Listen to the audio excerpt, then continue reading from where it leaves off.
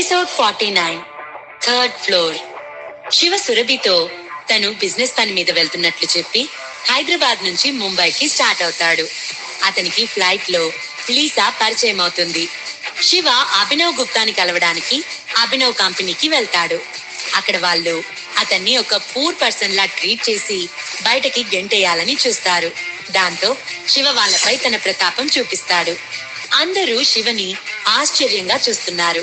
Shiva receptionist తో నేను అభినవ్ని కలవాలి అని అన్నాడు. ఈసారి ఆమె భయంగా శివ వైపు చూస్తూ ఉంది. నీకు బతుకు మీద ఆశ లేనట్లుంది, అందుకే మా బాస్ కంపెనీకి వచ్చి ఇలా ప్రవర్తిస్తున్నావు అని అన్నాడు ఆ బట్టతల విశాల్. సరిగ్గా అదే సమయంలో అలారం మోగింది. ఎక్కడి వారు అక్కడ అలర్ట్ అయ్యారు. ఓ స్ట్రాంగ్ పర్సన్ ఓ 10 మంది అసిస్టెంట్స్ తో